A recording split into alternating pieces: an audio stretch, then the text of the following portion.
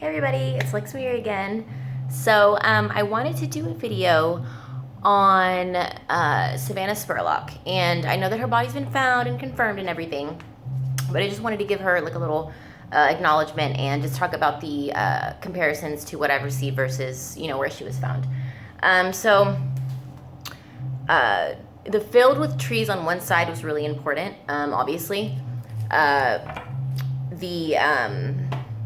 Where she was found, in the area she was found in, and it was specifically that I said on the right, but that was in my view. But in the place that she was found, there is trees on one side. So, from my view, I would have probably been like right there, and the trees would have been on that side. So I saw a vision of some type of like cooler looking container, and it was the plastic bin that she was in apparently. She was in a plastic bin, and it was maybe a few feet underground. And they had, authorities had transferred this plastic container in a metal container and then taken it out. I was told there was possible items buried of hers, so that may be why I had seen like a bracelet or jewelry or something like that. So it was just like items that had been buried. And I don't even know if I mentioned a shovel that I had seen, because I wrote it in my phone. And that's funny because, I'll say this later. Okay, I'll say it later. So I was told there was possible items buried, so I guess I'm just waiting to see that. I haven't seen an article yet about that, but when I asked where she was, and I received an image of like an old house or like a barn or something like that, and it was also showed in the photo prior, which is, around the area, and that was like a little, there's that.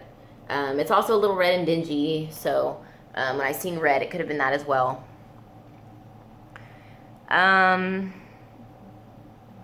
I seen the white tennis shoes and the male, and that was before I seen images of the surveillance video. So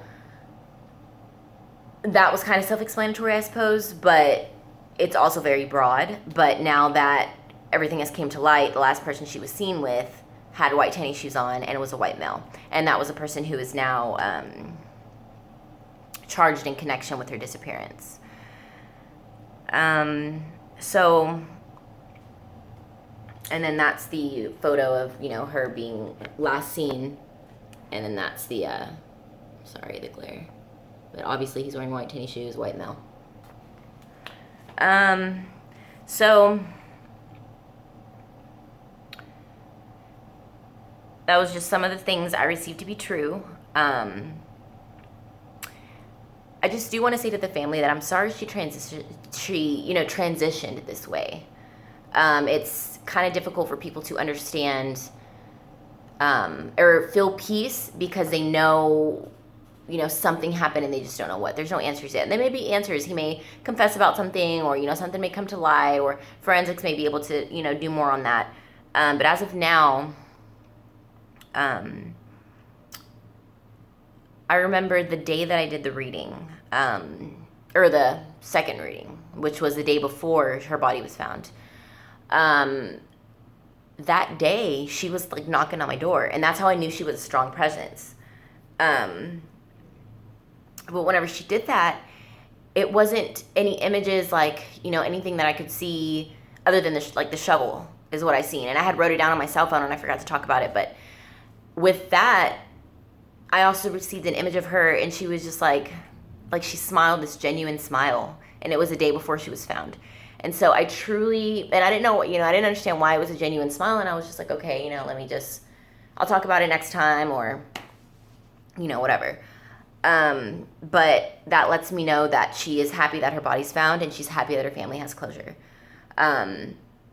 She feels upset about, not upset, I would say, but she doesn't want her family to feel so broken right now. And she knows that, they're on this earth and she's not right now. So it hurts. But I wanted to let them know that she is happy, and she's happy that you guys have some kind of peace here. Because you have some answer that she is at least there. So I think that's why she smiled, and yeah. So I just want to let you guys know that. And I want to let you know that I'm genuinely giving my condolences to the family, and it will never be easier, and you will always think about this every day, but you will learn how to the acceptance part, and you will learn how to grieve and things like that. So just waiting on that, but I want to let you guys know that I love y'all, and there will be updates on other cases. I'm thinking about doing a few other cases. I don't know if I should continue on with the ones that I've already done. If I have, go ahead and let me know those. Otherwise, I have a few in mind. And I also want to let you know that